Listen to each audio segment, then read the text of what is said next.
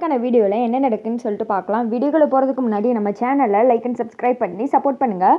Video வந்துட்டு செம்ம இன்ட்ரெஸ்டிங்காக போய்கிட்டு இருக்கு. ஃபஸ்ட்டு சீனில் வந்துட்டு ரேவதியை பிடிச்சி தரன்னு இழுத்துட்டு வர்றாங்க. மாயா தான் அந்த ரவுடிங்களுக்கு கால் பண்ணி அவளை கொன்றுங்கன்னு சொல்லிட்டாங்கல்ல, அதனால் கொல்றதுக்காக கூப்பிட்டு வந்துட்டு இருக்கு. அதே சமயத்தில் இன்னொருத்த காட்டி வந்துட்டு ரேவதிக்கு இருக்கிற இடத்துக்கு வழிகாட்டி கூப்பிட்டு வந்துட்டு இருக்காங்க. இவங்க வர்ற மாதிரி காமிச்சிட்டு இருக்காங்க. இதுக்கோ ரேவதி வந்துட்டு தரன்னு இழுத்துட்டு போகிறாங்க.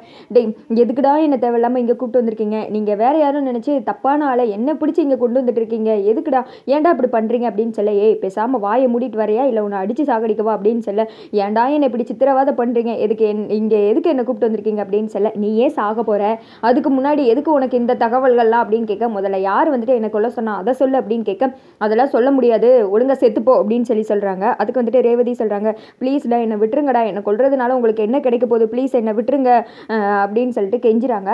அங்கிட்டு வந்துட்டு கார்த்தி ரேவதி இருக்கிற இடத்த பார்த்து பக்கத்தில் வந்துடுறாங்க.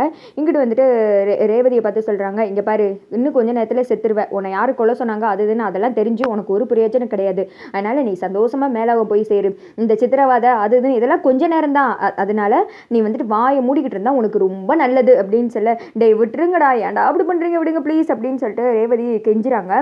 அப்பன்னு பார்த்து காட்டி டக்குனா அந்த இடத்துக்கு வந்துடுறாங்க. டேய் அப்படின்னு சொல்லி கத்துறாங்க.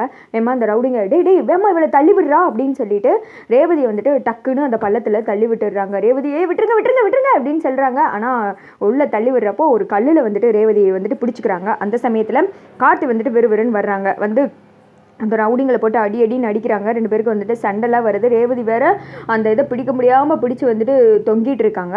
அப்போது கார்த்தி அவங்களெல்லாம் அடித்து துரத்தி விட்டுட்டு வேகமாக வந்துட்டு ரேவதி கையை எடுத்துகிட்டு விழுக போகிற நேரத்தில் டப்புன்னு வந்துட்டு ரேவதியோட கையை பிடிச்சிடுறாங்க.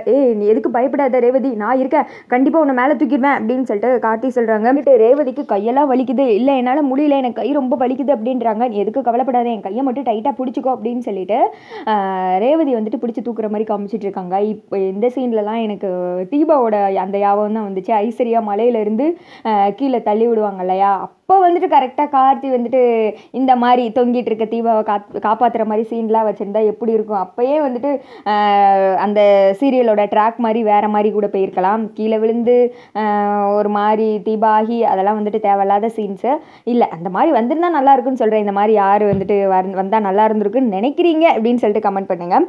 இங்கிட்டு வந்துட்டு ஒரு வழியாக ரேவதியை கையை பிடிச்சி அப்படியே மேலே வந்துட்டு தூக்கிடுறாங்க.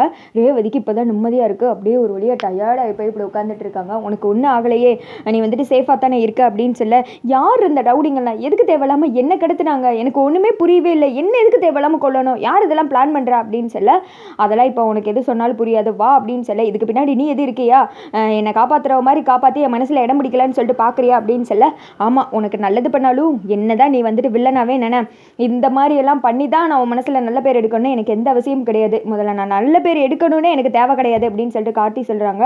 ரேவதிக்கு என்ன பண்ணுறேனே தெரியல, யாராக இருக்கும் அப்படின்னு சொல்லிட்டு யோசனையில் இருக்க. சரி இந்த இடத்துல ரொம்ப நேரம் என்னென்னா நல்லதில்லை, வா முதல்ல ரூமுக்கு போகலாம் அப்படின்னு சொல்லிட்டு ரேவதி வந்துட்டு ரூமுக்கு கூப்பிட்டு வந்துடுறாங்க.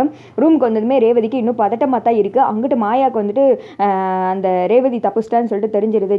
நம்மளோட பிளான் எல்லாம் இப்படி சொதப்பிடுச்சே, அந்த டிரைவர் எல்லாத்தையும் சொதப்பிட்டு அவனை உசுரோட விட மாட்டேன், முதல்ல ரேவதியை கொல்றதுக்கு பதிலாக அவனை கொண்டிருக்கணும் அப்படின்னு சொல்லிட்டு அப்படியே பல்ல கடிச்சுக்கிட்டு நின்று வில்லத்தனமாக யோசிச்சுட்டு இருக்காங்க. அங்கிட்டு வந்துட்டு கார்த்தி சொல்கிறாங்க, உங்கள் அம்மா உனக்கு ரொம்ப தடவை கால் பண்ணியிருக்காங்க, ஆனால் நீ வந்துட்டு ஃபோன் அட்டன் பண்ணல, எனக்கு கால் பண்ணாங்க, உங்கள்கிட்ட ஃபோன் போட்டு கொடுக்க சொன்னாங்க, முதல்ல அவங்க அம்மா கிட்ட பேசு, என்ன ஏதுன்னு சொல்லிட்டு பயப்பட போகிறாங்க, இங்கே நடந்ததெல்லாம் அவங்கக்கிட்ட சொல்ல வேணாம், சொன்னால் வந்துட்டு அவங்க ரொம்ப பயப்பட போகிறாங்க அப்படின்னு சொல்ல ரேவதி வந்துட்டு சரி நானே எங்கள் அம்மா கிட்ட பேசிக்கிறேன் அப்படின்னு சொல்லிட்டு அவங்க அம்மா கால் பண்ணுற மாதிரி தான் காமிச்சிட்டு இருக்காங்க. இங்கிட்டு கார்த்தி வந்துட்டு யோசிச்சுட்டு இருக்காங்க, இதுக்கு மேலே இந்த மாயா விட்டால் சரிப்பட்டு வராது, அவளுக்கு ஒரு செக்கை வச்சிட வேண்டியதா அப்படின்னு சொல்லிட்டு. அதோட பார்த்தீங்கன்னா வீடியோ வந்துட்டு முடிஞ்சிருது.